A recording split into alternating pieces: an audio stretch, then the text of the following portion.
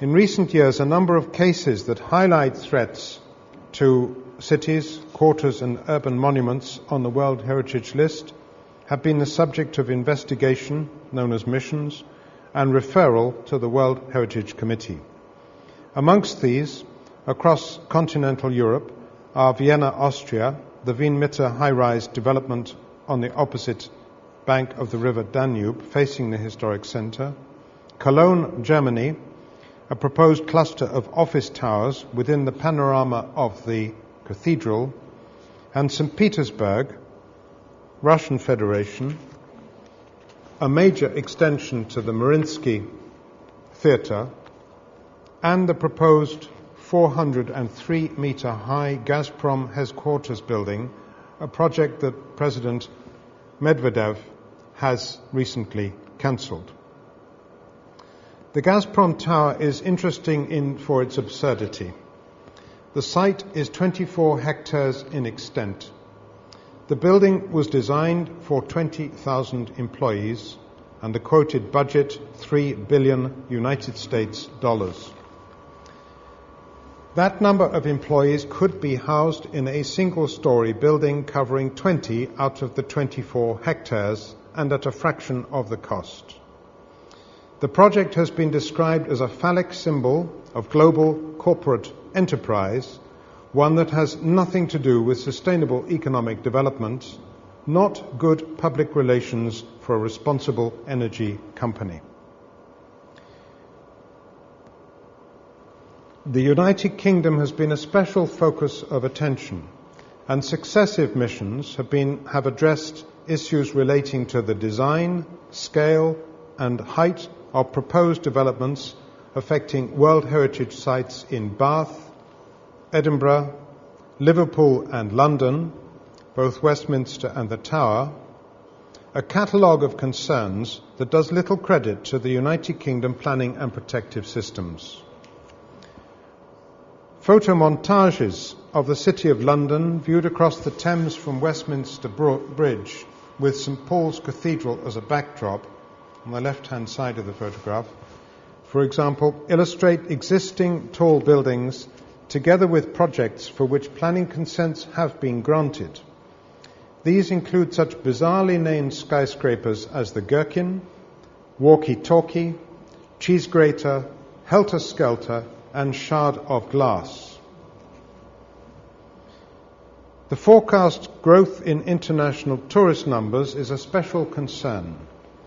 I do not intend to delve too deeply into the debate about what people mean or think they mean by cultural tourism, except to say that Disneyland is, whether we like it or not, a cultural statement of our times, and that the line between cultural tourism and Disneyland can be almost invisible. The fake galleon has seen birth at the historic port of Genoa, Italy, is one example. The type of hurdy-gurdy that I have seen both in front of the Royal Palace in central Turin and in the market square in Warsaw, another. Genoa, Turin and Warsaw are all cultural properties on the UNESCO World Heritage List. What does this tell us? To quote from a conference in 1990, tourism is a great modern industry. We had lots of those during the Industrial Revolution, and we've been cleaning up the mess ever since. Some historic cities, even those with dense visitor numbers such as Dubrovnik, managed to avoid such displays of alternative culture and retain their sense of community, including the traditional market days that provide an outlet for local agricultural producers. Paris, strategic approach in a metropolitan city. Comparison of photographs of the urban landscape of the French capital, viewed westwards from the tower of the Cathedral of Notre-Dame de Paris and taken almost half a century apart, illustrates a strategic approach to the planning of a major European city that is at substantial variance with Paris's United Kingdom counterpart, London. The only significant difference in Paris since the Second World War is the appearance on the horizon, on the right-hand photograph, of the administrative and business quarter of La Défense, which was established in 1958 outside the Boulevard Périphérique as part of the post-war regional strategy for decentralization in the Île-de-France. This regional strategy protected Paris from the pressures of overdevelopment. Coupled with skyline and building control heights, it has regulated land prices in the historic centre and greatly diminished pressures to demolish and rebuild historic buildings and blocks. Paris conforms to the model of a polycentric metropolitan city, one that permits freedom of layout and architectural expression outside the city centre, whilst protecting the urban grain and integrity of mixed-use quarters at the historic core. These are quarters that function 7 days a week and support continuity of small-scale artisan businesses and traditions, including the French capital's traditional café culture. Paris constitutes an example of the type of harmonious coexistence that was anticipated by Gustavo Giovannoni, in which the visual integrity, sense of place, and socio-economic as well as cultural identity have been protected. London, on the other hand, has developed over the same period as an increasingly monocentric metropolitan city in which the key functions are separated, especially work and residence, and where the physical heart, the city, only functions on weekdays and small-scale artisan businesses have been driven out. London conforms to the Western model for post-industrial cities as promoted by Howard and Le Corbusier.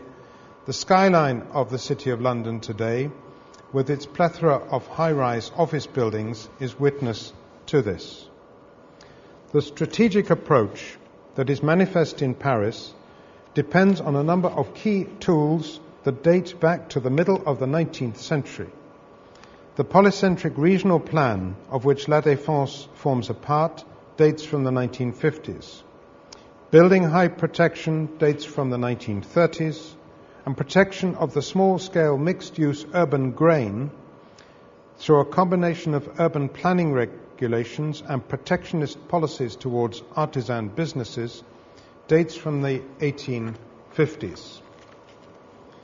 Paris and London are contrasting examples at the metropolitan scale.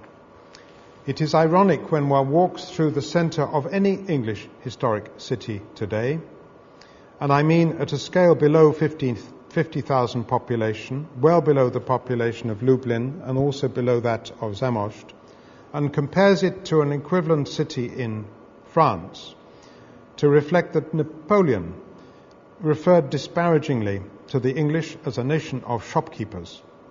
We in historic cities in the United Kingdom now only host chain stores, franchises and charity shops.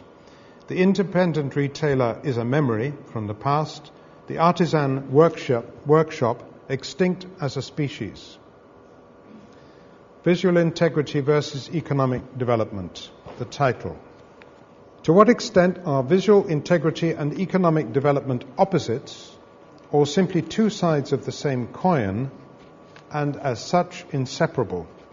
Has Paris, for example, with its protected visual integrity and coherent regional strategy and detailed planning, suffered the cycles of boom and bust that have so characterized London within the last 20 years?